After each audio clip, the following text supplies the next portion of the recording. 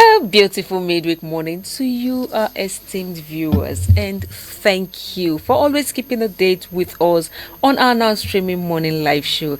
I am Promise Njoku Adibi, your uncle this morning, and I have with me my co-uncle Femi Ogundare. He's sounding so gentle this morning. What's happening now, bros? As Let always, me call bros. as always. Looking gentle, As yeah? always. Nigeria is treating you well. Let me not answer that. It's just a yes or a no. Maybe our guest will say that. Okay, viewers, we also have a political and public policy strategist in the person of Mr. Onyi Umejiburu. He is with us here in the studio. Good morning, Mr. Onyi. Morning, a pleasure. Off camera, we're talking about your invention, your new invention. Well, is that for real? Yes, I discovered that you could have champagne, crystal champagne specifically with beer. What a great Yeah. For those vampires out there, this is his baby idea. This is his project, and we have it live. So don't steal it and say it's your idea. It's one Igbo man that discovered it. I did. So what does it taste like? It will be after this session. Okay. All right, viewers. Joining us virtually is Honorable Precious Ubogu. He is the coordinator, Obedient Movement, Northwest England, and ADC former candidate for House of Representatives, Isoko Federal Constituency. I've been told he will join us shortly. Well, viewers, remember you can be a part of this conversation. Always remember that you can call the number showing on your screen, or you can send us your comments through any of our social media platforms also showing on your screen. So I want to ask now, have you seen the headlines for today? Have you looked at the newspapers? Well, let's quickly go through them together. I'll allow my co-uncle Bros. Permit me to call him Bros on the show today. It permitted. Now let's start with the Punch newspaper quickly. And starting with the above masthead. Not splits over Tinubu's marginalization claim. The kickers. President abandoned North, says Arewa Consultative Forum. Modern leaders impoverish region, Kaduna government. You can see that on page 2 of the Punch newspaper. 210 trillion naira audit. Senate demands NNPC response in 3 weeks. That's huge. You can see that on page 32 of the Punch newspaper. And of course, below that, we see Nurses Sean federal government talk. Begin morning strike today. Page 40 of the Punch newspaper for more information. States accuses federal government on sabotaging power sector decentralization. You can see that on page 31 of the Punch newspaper. Now to the major story. Power rotation debate eats up as Northern reviews Tinubu's scorecards. The kickers. Tinubu must complete 8 years, says Afenifere, Middle Belt Forum. Opposition tackles APC's zoning stand. And beside the major story, we'll see the National Institute for Hospitality and Tourism set up panel to sanction tourism offenders. We can see that on page 40 of the Punch. Olubadan Olakunleyin for burial August 8. For more information, we can see that on page 30 of the Punch newspaper. And of course, that's all we have from the Punch newspaper. Straight to the Vanguard. Starting with the major story.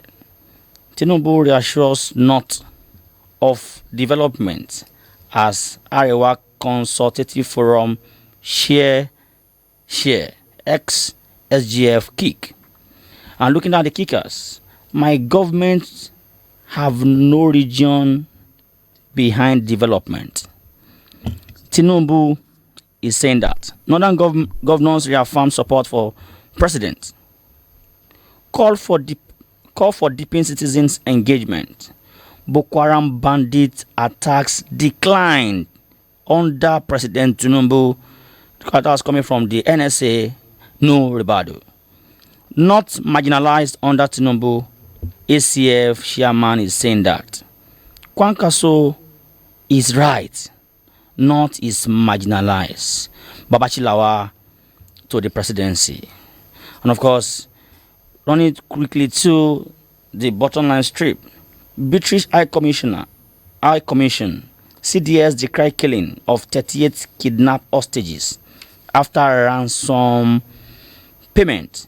I hope Years-Ribadu will see that. Yeah, he said the government is tackling, insecurity. He said it They're has doing better. seriously declined. Yeah, so he said. Announced 38 people were adopted, 50 million was paid, and they were still killed. Okay. We can see that on page 9 of the Vanguard newspaper. 2027, ADC might become another PDP or APC. Lukman wants. Our next target is to win World Cup. That's coming from the Super Falcons captain, Ajibade. And of course, that's all we have from the Vanguard newspaper. Thank you so much. Thank you very much. Let's quickly look at The Guardian. The Guardian newspaper there, above the masthead. The first story I have there is on 210 trillion naira audit gap. I needed time to get it right, NNPC boss tells Senate. And that story is on page 3. Like, for real? Seriously. We're talking of trillion. 210. Wow. Well, viewers, go to page 3 of the Guardian newspaper and read more on that story. And still on page 3, NDLEA auctions drug traffickers' properties in Lagos, Kano, Ondo, and Ogun states. And then on page 8, mob lynches police officer's son for beheading brother in Ondo. Kai. You see, that's why I told you I'm tired. I'm tired of talking about... Well, the lead story there is on page 6. Discuss overbill 2 million customers struggle with metering and efficiency. Okay, that story is on page 6, I said earlier, of the Guardian newspaper. And quickly below the masthead there, northern leaders criticize Tinubu's record as governor. Others rally in defense. That story is also on page 6 of the Guardian newspaper. And then we see another story there. Nigerians spent 1.3 trillion naira on PMS in June as Dangote marketers deepen competition. That story is on page 4. And on page 30, current security architecture can't contain insecurity, Alia says. That story is page 30. Alia is the governor of Benue State. Okay. On the business page, which is on page 15, Nigeria's economy to grow by 3.4% this year. This is coming from IMF. And I see another story there. FG cautions as Ghanaians allege ritual killings, prostitution against Nigerians.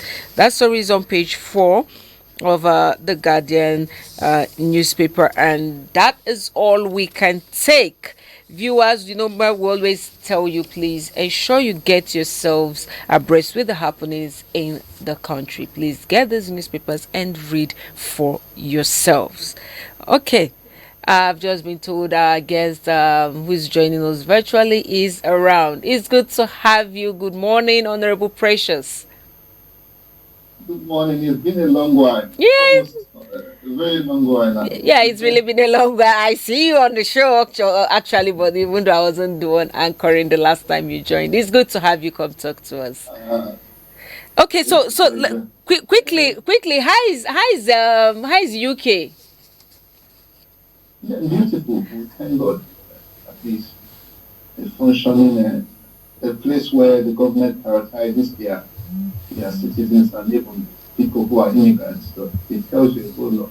Yeah. Okay, so don't put that pepper in our eye now. It's okay. Thank you. I just asked how is UK. I didn't tell you to put the pepper in our eye.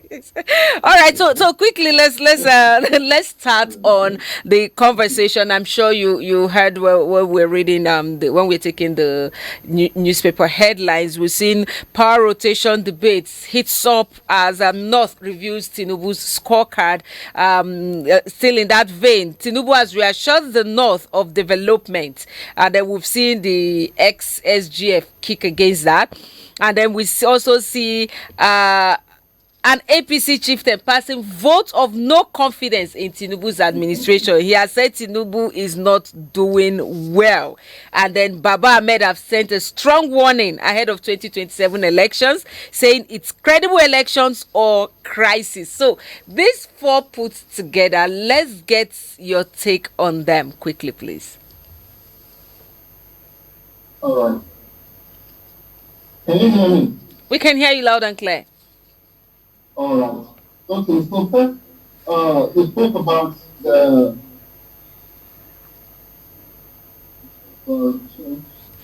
Okay, the power rotation debate. They're reviewing the president's scorecard. So I'll start with the power rotation. I don't know if you can hear me, but We can hear you. I can hear you clearly, right? And if we are trying to really look at it from the zone perspective, it is due the South. And if you're also looking at the power rotation on the basis of credence, on the basis of who is more, qualified to do the job, I think the best candidate is also in the South. So the Northerners, if they are looking at scheming at this point in time and trying to use the inadequacies of President Bola Ahmed Tinubu and give him and making it look like, the Southerners are actually underdeveloped the country, so it's actually they are justified to bring forth in Northerners. Actually, the truth would be that they are disrespecting the Southerners at this point, because Buhari, even with the shortcomings, were still grossly supported by the Northerners. That is not to say that we are encouraging, regional politics or hypocrisy or this kind of idea of inasmuch my person is there, whatever the person is doing is right. But what we are saying is this: even if Tinubu is not doing well, allow somebody else from the South to continue the 8 years tenure. Okay, because the Northerners have done 8 years already. So don't come from the back and want to act like you people are now the same and present a Northern candidate and try to disregard the fact that the Southerners are also supposed to have their 8 years. So whatever it is, and whatever party the president emerges from, all roads should lead to the South. It is the just thing. It's actually also the nation, the federalism-oriented thing. If we're looking at being one nation, we're looking at the idea of equity and peace, justice. This is the ideal thing to do. And I beg every Northern politician who is killing at this point and seeing this as an opportunity to desist from this, because this is not an act that will further help us to build a better Nigeria, because it will make us even more divided. That's the bit I can say about that. And we brought about another very important point. I think I skipped that when you were talking about. Was it about? Okay, so, yeah, I can hear you. Okay, so we have an APC chieftain passing a vote of no confidence on the president, saying he has not done well, and then the president has reassured the North of development. Okay, thank you very much. The vote of no confidence is the reality of Nigeria today. I like people who speak to the reality of things. And this is what we are telling Nigerians as well, undermining the fact that our APC, Labour Party, or whatsoever if you are not doing politics as a job, because that is the major problem we're having today. Most people who are politicians have no other known job. Politics is their means of livelihood. So once they stick to the reality, they lose their means of income. So they are not speaking as reasonable people who are actually coming from a point of dignity and integrity, but people who are trying to sustain the only way we earn. What this man has done, I actually applaud him. I wish I could see him. And I encourage all Nigerians to follow this path, because the reality of it is, in the next 4, 5, 6 years, what you are seeing as a norm today, what you are trying to promote, will be what will sink you eventually. Thank you. Okay. Thank you very much, Honorable Precious. Let me come to you, the new inventor. So what's your take on that? Do you think the APC chieftain passing vote of no confidence on the president is because he has something personal, or you think? Well, once politicians say their mind when it doesn't favor them. To me, I think this is just a personal arrangement. I don't think there's anything serious to it at all. Yes, people are not happy with the government, but doesn't mean is he the only one that will now tell us that we are not happy about the government. We already know now. So it's not, to me, it's not a big deal. I feel that it's more of attention seeking. Is he speaking on behalf of the APC as a party, or just because he's a chieftain? Who is a party chieftain? A party chieftain is anybody who has attained any senior political appointment or internal party hierarchy. That's who the person is. But that does not mean he doesn't have a right to, Yeah, we're saying this, I also have my right. Okay, but then That's his right, he has expressed. Yeah, but then don't you think a whole lot of Nigerians? I just said that we know. But nobody's speaking up. He has spoken up. Don't you think he should be applauded? No. People have been speaking up. We shouldn't be applauding some of these people. He's part of the APC. He's part of the people that put him in the All right, can I ask you? Yes, please. Baba Ahmed, who spoke, resigned voluntarily as one of the senior special advisor to the president, saying that what the president is doing does not go in agreement with his own personal policies as a person. So he resigned. Now coming out to say that Tinubu's administration is not doing well can, to an extent, be justifiable. That's number one. May I ask you now quickly? The governor of Kaduna State, Excellency Uba Sani, said that the London leaders impoverished the region, that Northerners has always been marginalized, even when a Northern person was a president. So what do you have to say concerning this view of the governor of Kaduna State? Well, the thing about Nigeria is that politicians have carefully and smartly divided this country into many parts. They've divided us by religion. If you come to religion, on the Christian side, you are subdivided by denomination. If you come to denomination, you are also micro-divided by those who think they are born again and the others are not. Then if you come to those who think they are born again also, they are also subdivided by those who believe that these ones are fake and they are the original. That's nonsense. We keep on discussing Nigeria in parts. We hardly want to sit down and talk about Nigeria as a country. That's why this region will say, the other region will say, we are not seeing ourselves as brothers. We are seeing ourselves as individual people, different tribes, different religions. Until we see the country as one, that's when we will start discussing insecurity as one, not insecurity in the north or insecurity in the east. Insecurity anywhere in Nigeria is insecurity in Nigeria. Marginalization anywhere in Nigeria is marginalization in Nigeria. But when the north now say we the north, we the southerners, we the easterners, we the west, that's what is keeping Nigeria where it is still today. We have stopped looking for competence. Do you know that zoning conversation is a lazy man's discovery? This whole zoning thing, can I ask you a question? What if a computer generates an idea to us and says an Urobo man will be the best president of Nigeria today? Are we going to now say, oh no, it's not yet the time for the South and Urobo? Let them wait. Let somebody who is incompetent finish Because we are doing zoning, we are doing turn by turn.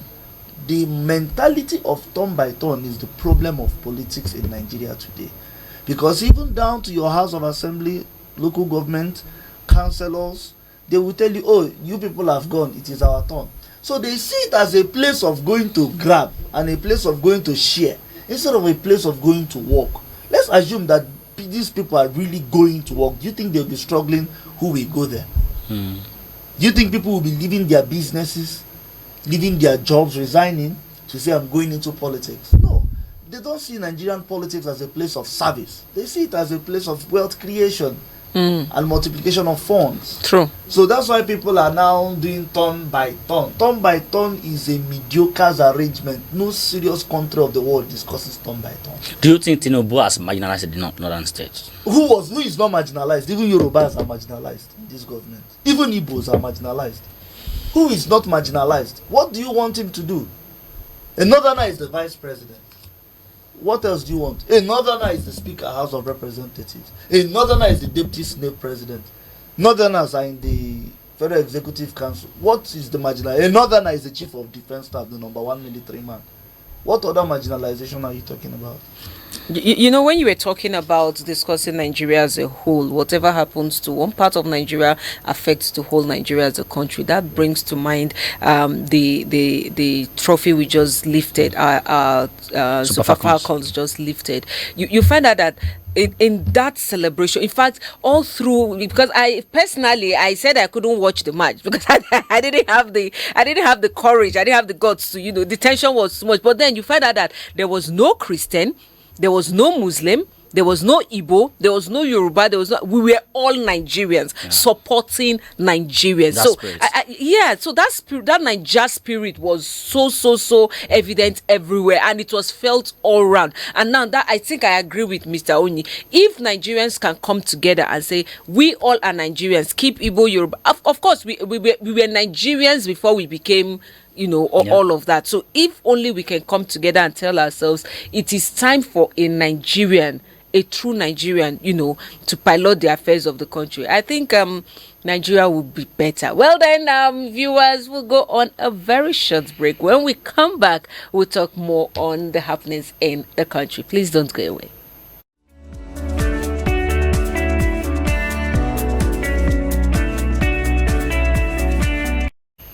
Welcome back. If you're just joining us, this is now streaming coming to you from ACNNTV. And I am still promising Joko Adibe, your anchor. I have my co-anchor. Femi Ogundare. Gentle Femi Ogundare. It's time to be gentle today. And then we have Mr. Onyi Umejiburu. Online we have Honorable Precious, who joined us all the way from the United Kingdom. So, quickly, viewers, like I've always said, the number to call is showing on your screen. Please be a part of this conversation.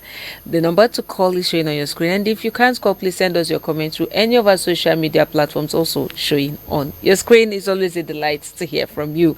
Before we went on break, we're talking about the presidency, the North saying they've been marginalized, the vote of confidence that was passed on President Tinubu. But then, away from that, let's look at insecurity. What's his name again? The chief of the National Security Officer has come out, Years-Ribadu have come out to say that Boko Haram attacks, banditry have reduced in the last 2 years. Now, off camera we're discussing, but then we've brought it on camera right now because he said that it has reduced. But then we have Boko Haram fighters attack Nigeria army base in Borno. Okay, but then the troops repelled the terrorists. And then we have over 150 abducted Zamfara residents cry for help in new video uploaded on TikTok by terrorists. And then bandits ambush, kill soldiers and vigilantes in Plateau, cut away rifles, uniforms. We've seen the death toll. So let me start with you, Mr. Onyi, before I go to Honorable Precious. These two things, don't you think they're contradicting themselves?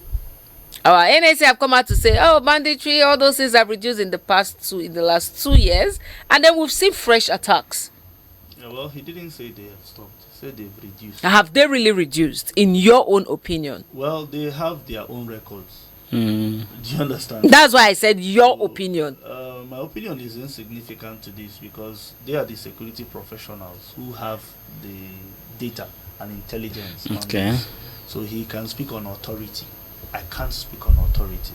I can only speak based on what I see in the news. And from what I see in the news, this thing is still going on. You know, is a going concern for the whole nation. It's still up. People are still being kidnapped. People are still being murdered. How can they publish such an inhumane video on TikTok? And do you want to tell me that TikTok page, nobody knows the owner of the TikTok handler? Who is the handler of that page? Where is he coming up from? Who are his friends? Who comment? I mean, these things are very simple. The Office of the National Security Advisor can even handle such minor projects. These are the list of intelligence gathering, but we don't take those things serious in our country, Nigeria. We just play them out and politicize a whole lot of things. Look, let me tell you, from August 2024, we started discussing 2027. Yes. Yeah. That is an abnormality. It's not nice. It's not good. That's an abysmal reaction. How can we be talking about 2027 in 2024? Barely 1 year into office. So we started distracting ourselves. From that 2024 till now, we've been consistently distracting ourselves as a people. We have check this newsroom. We have discussed 2027 in the last 6 months. We have. So now we are no longer discussing administration. You find out that once you talk 2027, you are talking politics, no longer administration. Meanwhile, they still have 2 years of administration that nobody is talking about what will happen in the administration. But what we're now discussing is who will take over or who will not take over. So the president himself is now up on his toes preparing for the next election so he can return to power.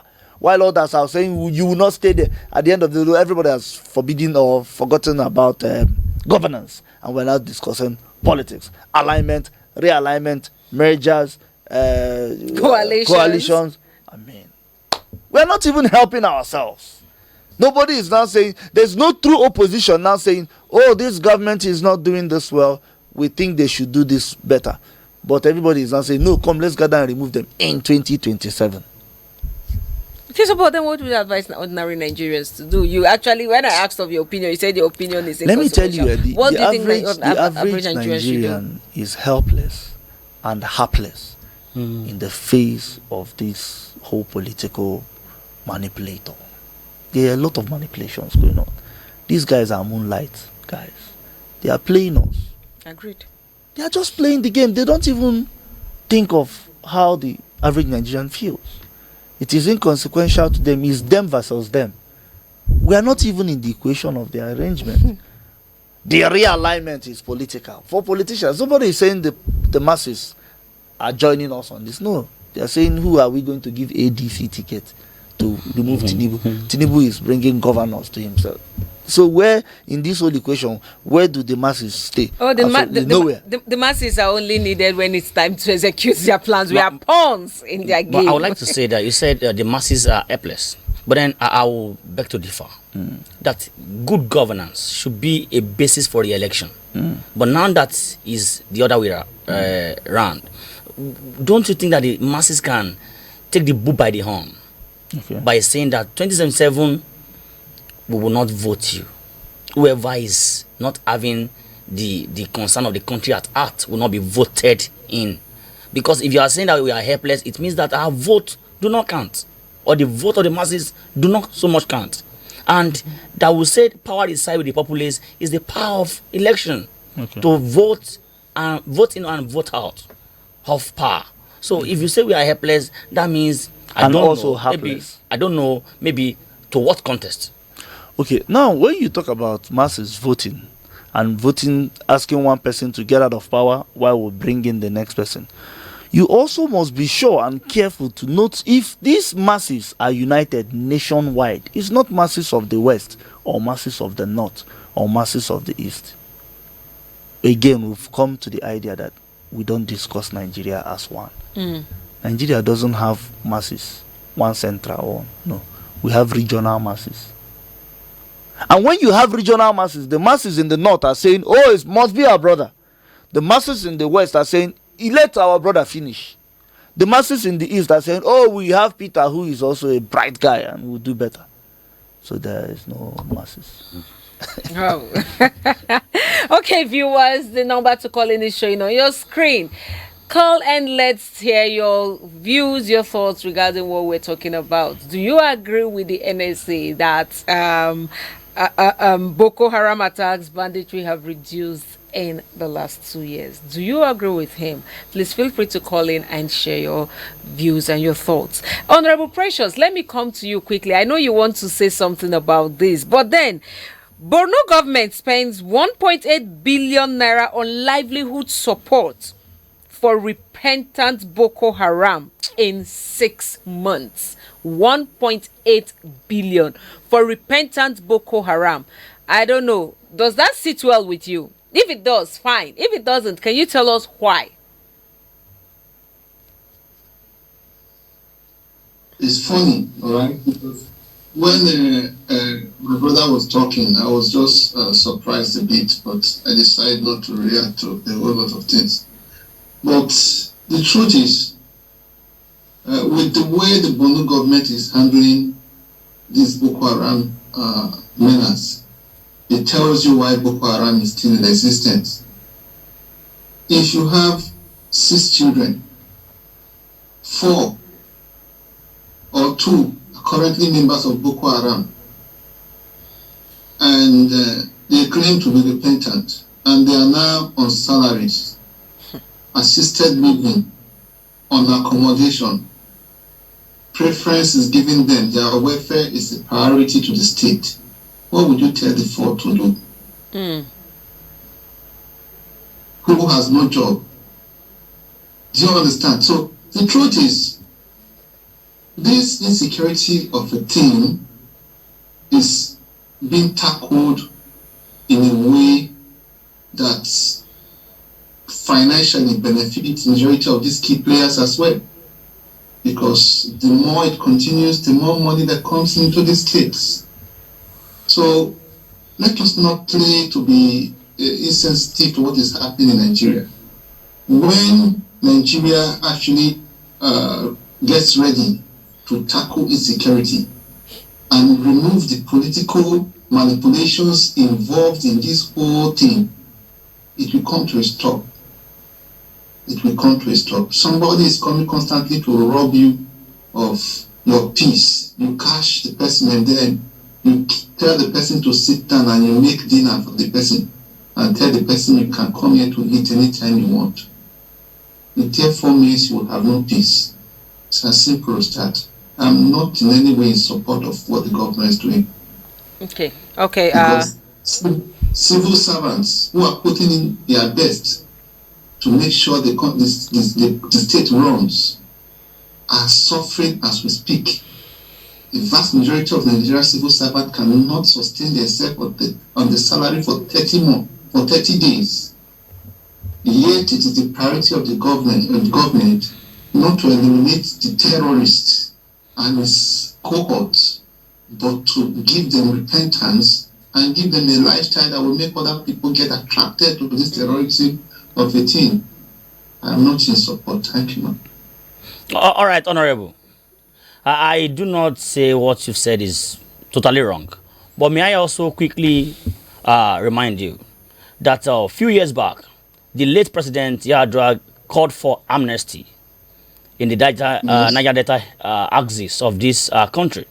And now one of the northern leaders came out and said this is also equivalent to amnesty, calling those who think they are ready to submit their arms and the government is able to rehabilitate them. So this is part of the process. So do you think we can call this an amnesty? Not at all. That is, it's the most easiest way to insult the dignity of life in Nigeria. Give me the indices. Let us see the havoc these two people or organization caused. First, Boko Haram is a terrorist organization. MEND was a freedom-fighting movement. They were militants, and the idea was that they were trying to get their derivation fund, that being that oil comes from their land, and the vast majority of mineral resources from other parts of the country, the effects are not felt in their region. Even if they agree to the oil being exploited, they should be, compensated at least the least proceeds coming from the land, of which eventually the government yielded. And at the end of the day, because the solution had been profiled, one of the problems was the fact that the arms that were still in circulation in the hands of the wrong people needed to be recovered, and the group disbanded. When amnesty took place, you saw not just repentance, there were people surrendered ammunitions worth billions, and there were agreements. Until date, you cannot see week in, week out of militant activities in the Niger Delta. It came to a halt. But in this instance in the north, it's first terrorism, and the approach to terrorism is totally, it is universal in the whole world. You do not negotiate with terrorists. When people come to you and they show you how gross they can be, you meet them with the heat of power. You give them the most intense response. Because the lives of Nigeria that has been lost to this Boko Haram, if you want to equate it with this approach they're actually giving Nigeria today, is the height of insult. Personally, I know more than 8 nurses that has died, due to these Boko Haram insurgents. There are the indices are all over the internet, not manufactured. You can't say it's from opposition. Google the number of people Boko Haram has killed in Nigeria from the time it was bettered up until now, and you'll be surprised. And also find out the number of people Boko Haram has dislodged from their homes. They have made homeless. They have made their life useless. The number of people Boko Haram has actually rendered useless economically.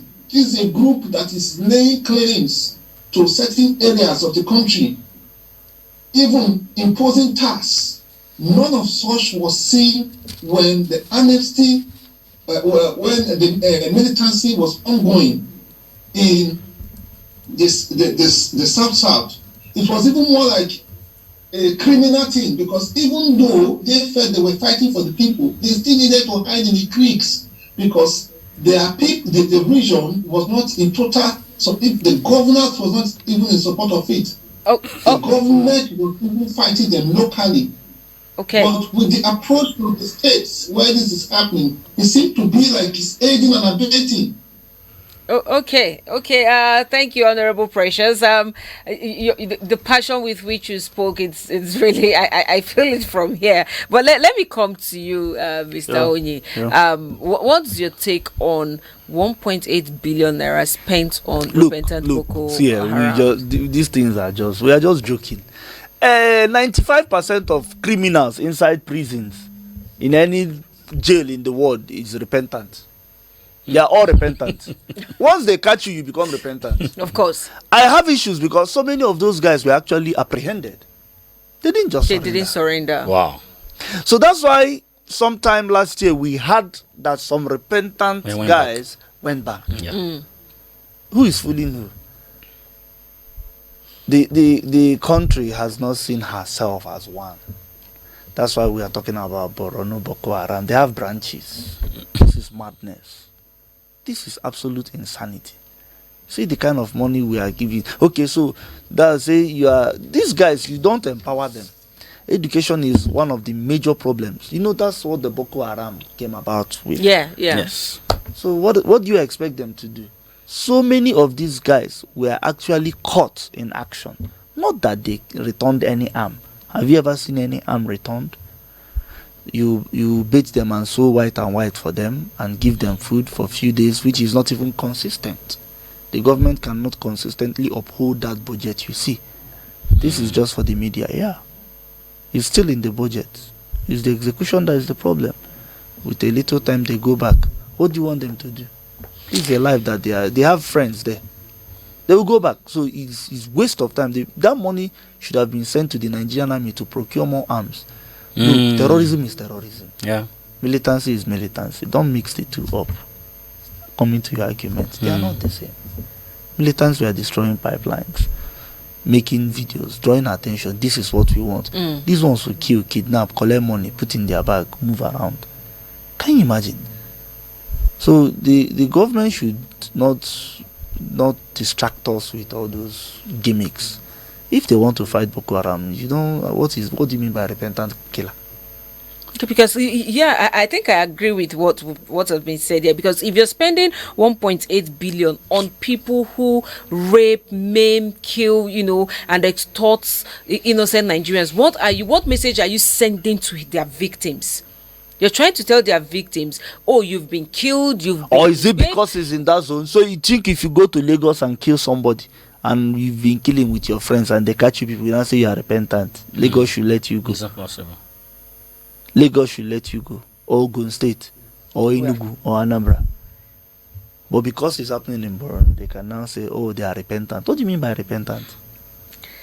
It's really sad, because that money could have actually been put into a whole lot of things that would have bettered the lives of the citizens of that particular state, because we don't have good hospitals there, no good schools. We in fact, 1.8 billion will put up an average of 5 cottage hospitals standard. You can imagine. Yeah. You can imagine. And these people don't have it, and you're giving the same money to people who have been killing, who have been maiming, who have been raping. May God have mercy on our leaders. To do that and pay people salary for 2 years. May God have mercy on our leaders. No, this is just a misplacement of priority. Okay, but then let's look at let's leave the north. Let's go down to Ebonyi. I know we spoke about this a little off camera. The governor of Ebonyi State has suspended 87 top government officials for failing to attend an important official function. Now, this is according to an official statement. Allegedly, the birthday party. Allegedly. Yes. Well, I know that they have done a birthday dedication, right? Yeah. So we well, I think they have done very well by not allowing the true information to come out. So we respect them. They've tried. So we can't discuss whether it's his child dedication or whatever. But they've done well to keep it very low. Let us hope and believe that the function was a state function. I want to ask, do you think if this has been an official engagement, don't you think it would have been published? Yes, we are saying the same. They are managing their information very well. It's someone's job to make sure you and I don't know that. But I'm very sure that in the next few days, the true details will come out. Okay, but then suspending them for a whole month. Yeah, stopping government without pay. Exactly. So what then? What's the implication? Does it mean their offices are now going to be vacant? So what about their jobs? Which job? They know they do anything. Don't say they were put in that position for a reason. So that place is going to be vacant for 1 month. There's what we call Steve Hofstede the theory, index theory of management. In Nigeria, our own is so long. Do you understand? The power index theory in Nigeria is very long. The power index that governor is seen as demigod. Do you understand what I'm saying? With the big homogeneous names, Your Excellency, sir. Those things are distractions. So they see the governors as owners of the state. Yes. So they can wake up and send 25 people home for a reason that is yet to be reviewed. Okay. But the commissioners their loyalty is first to the governor before the state. Yeah. So now that's the little problem. It's the employer. Individuals. He's not their employer. Their employer is the state government. It's the state, yeah. But he can fire them. He's just the manager. And he hired them. No, he is the manager. He hires on behalf of the state. Okay, but then let's not keep too much time on this. You rightly said it. Whoever suppressed this story did a very good job. Yeah. I know over time, I'm sure this 87 top government officials are not going to be quiet for 1 month. Over time, we're going to know what the real story is, and trust us, viewers, we're going to bring that story back to you here on this show. So, Honorable Precious, I know you've seen that story. Quickly, let's react to it. Our time is fast spent. That story on Benue governor faces backlash for gifting women branded Hisense Cares wheelbarrows as empowerment. I have been laughing when I saw that story. I laughed and I can't stop myself from laughing right now. So let me get what's your take on that? Quickly, please. Our time is fast spent. Right. So I know I was actually going to react to what you were saying earlier, but I'll just react to this quickly, like okay. Right. So wheelbarrows, okay, as empowerment for women. The truth is, I have nothing to tell Reverend Father Hyacinth. If this is what governance means to him, I actually sit down and ask myself, what his impact also in the priesthood could actually have been? Because the criteria for bringing people into priesthood needs to be actually looked into carefully, I believe. Because initially, I was feeling like it therefore means somebody who's of sane mind, someone who is actually going to prioritize the people he's leading is actually in government, and this would be a mirror to how governance should look like. But I have been so disappointed, and I would tell you, Reverend Father, you should honorably not disgrace Christendom beyond the one you have done so far. Don't bother to contest for 2027. If you choose to, I believe the Benue State people know what to do. They will use that wheelbarrow to push you, because I think that is what you actually bought it for, to help push you out of government. So they should remember that they have been given a wheelbarrow to push the governor out of power. There is nothing a wheelbarrow is going to do for them. Although they are farmers, majority of them are farmers, and those who do yam farming and the rest, it's not a bad thing. But what is the essence of wheelbarrow to someone who cannot take the wheelbarrow to farm because there are Fulani herdsmen waiting for them in their different farms? You leave the major thing you're supposed to do, which is to give them security, and then you politicize it to the extent that, you know, you were even celebrating, indirectly celebrating the death of their loved ones. And the president came, it was a feast, you know, you all paparazzi and camera were insensitive to the mourning people, and then you come back now and them wheelbarrow. 2027, I think it should continue to be our discussion, because it's actually telling you the rage in the heart of Nigerians, how they cannot wait further. Do you understand? Because they understand quite all right that, no, this one is just too much. And they want to also show their anger by voting these people out. So I would not really be angry to hear people talking about it. I don't want to speak beyond, so I don't take much of our time. Thank you. Okay, thank you. I have a comment here from a viewer. I said, Boko Haram is a money-spinning engine for looters in Nigeria. This is coming from JJ Jato. Thank you very much, JJ Jato, for that comment. Another comment says, he's giving them wheelbarrow to go to get farm produce on the same farm they can't access. Well, then, Mr. Onyi, let me get your view on that. Branded wheelbarrow, Hisense Cares. When they said the Reverend Father was going to be the governor, I just laughed. We are very sentimental in this. You are not excited? No, why would I be excited? I know it was going to come like this. He's not experienced. Does he really need to be 100% experienced? Not 100%. But then, where is empathy? Look, let me tell you, a basic experience. To him, he may be the best governor in Nigeria because people surrounding him may be telling him that he's doing very well. What was that experience all about? Like, what was the experience you're talking about? If he's somebody that has held an office before now, no matter how little, or has worked with government, no matter how little, he will understand that you can have sycophantic people around you. True. But as a Reverend Father, it's a different operation altogether. Because people don't see him as a Reverend Father in person, they see God speaking to them. So people don't bother lying so much to him. People try to be nice to him. But this is governance. Money is involved. Nevertheless, he has displayed his own the highest mental capacity he can give. This is it. There's nothing else he can Wheelbarrow. do.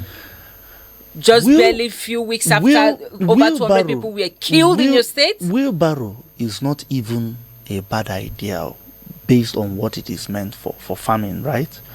But it should not be the governor's project. These are projects that councillors and local government chairmen could just deal with. This is embarrassing for him. But guess what? He doesn't even know that it's embarrassing. And it was branded High Saint Care. We are saying the same thing. The governor doesn't even know that this is embarrassing for him. The man is aloof. It's very obvious that he doesn't know anything in governance. Drop reverend fatherhood and priesthood by the side. The man is aloof. He doesn't know anything about governance. He's just enjoying the whole paparazzi of being a governor. That's all. Is that what we need? Look, let me tell you, leadership is stronger than these things.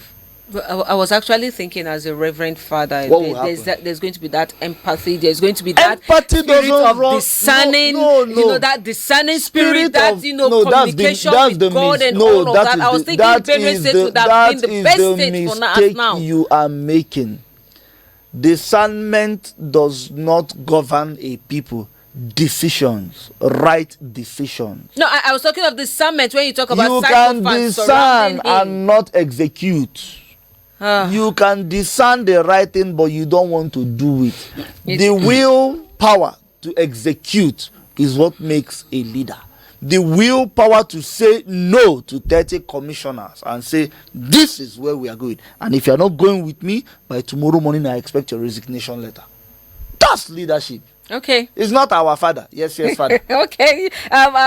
Viewers, our time is fast spent. We have to wrap this up now. There's so much to talk about. We've seen the warning strike. We've 21 days notice by the Nigerian Medical Association. We've seen the Rivers State nurses faculty monitoring to enforce 100% compliance as nationwide strike kicks off today, being Wednesday. We've seen all of that. But then we've also seen federal government reacting to Nigeria must go protest in Ghana. So I'm actually so overwhelmed with what's happening in this country. So, but then let's take just one of the stories as we call it a day.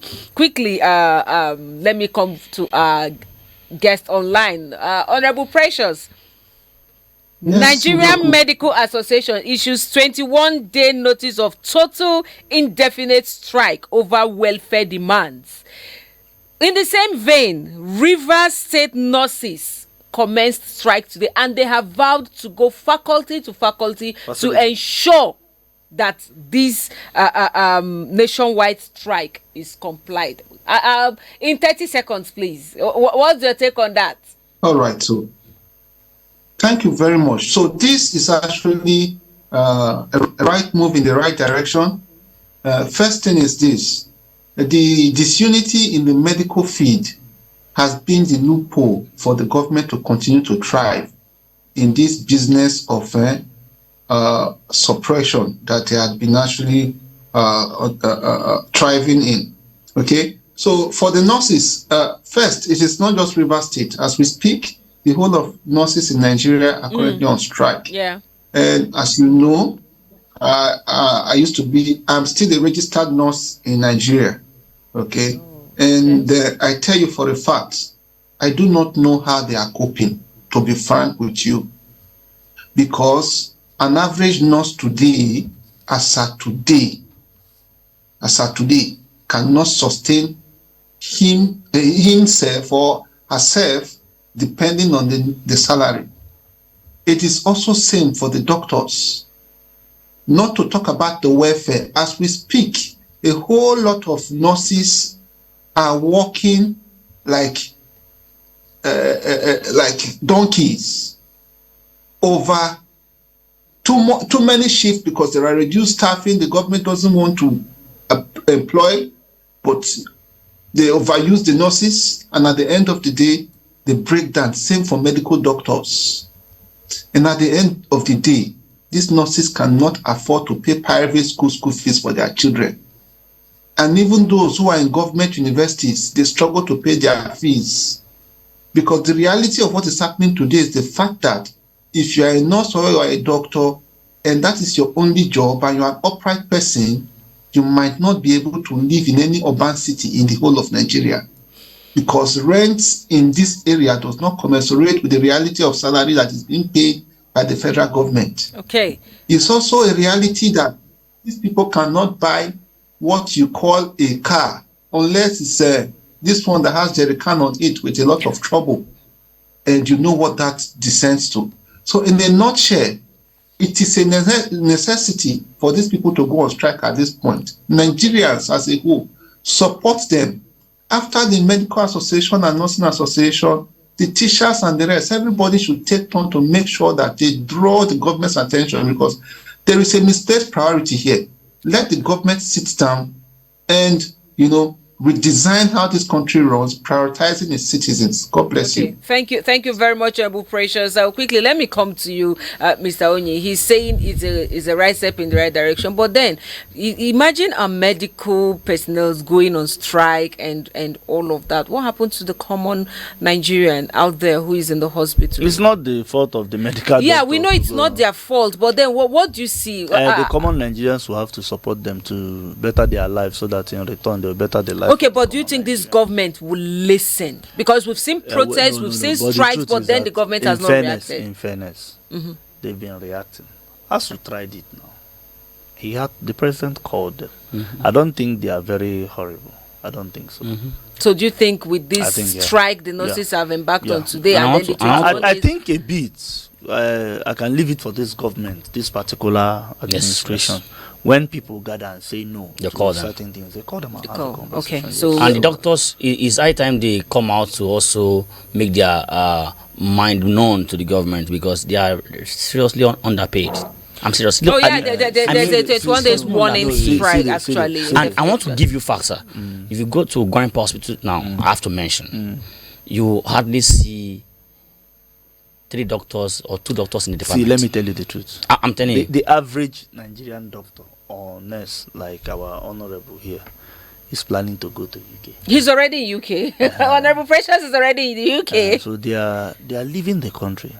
So what happens is that there's this psychological permutation or comparison with what they earn in the UK, in US, in Canada, over what they earn in Nigeria. And I'm not an advocate of big jumbo salary when the salary can't buy you anything. I once said on this television station, is it better I pay you 40,000 and you get a bag of rice, 10,000 or 5,000, or I pay you 100,000 and you buy a bag of rice for 90,000? Okay. All right. Which will you prefer? 40,000. So the main thing is that we should fix the economy. And look, let me tell you, if you go, bro, even all these people talking, what are they paid? £500, £1,000, £2,000. They are not paid 500,000. Yeah, but then comparing the value of the money. money. So let's fix our economy so that our currency will come up a bit to take care of our basic needs. It doesn't matter if you are earning 300, if you are earning 40,000 naira and it takes care of you in a month. You understand what I'm saying? And your petrol is less than 100 naira. It's still okay than earning a million naira or 1 million and you can't get around. Agreed. So. Thank you very much, Mr. Onye. Let me get your last words. Thank you so much to our viewer. I want to say that when Honorable Professor was talking about the governor of Benue State, priesthood is not a problem. He made a statement that he's disappointed in priesthood, and priesthood is not a problem. In his priesthood. The governor is the problem. Okay. So I don't want to say to Nigeria that the government of the day that 2027 is still very far. Let the president get back to governance. We need a lot to be fixed. Thank you so much. Thank you very much. Mr. Onye. We can't wait to test your new research, your new people invention. People have been calling from all over the world. Oh, really? This is not free advert. You're going to have to come and pay and make sure I link and to come with you. Thank you very much to my co-anchor. Honorable Precious, thank you for availing yourself to talk to us. We really had a wonderful time talking with you. And to our viewers who sent in their comments, thank you so much. It made this conversation more interesting. And to all those who watched, we truly appreciate you. Thank you for staying with us. This is where we draw the curtain on today's live program. I just want to encourage you out there, just stay safe. With the whole insecurity out there, our government is not doing so much to keep us safe. Stay safe. Stay away from trouble as much as you can. And so, this is me saying, have a wonderful Wednesday and bye-bye.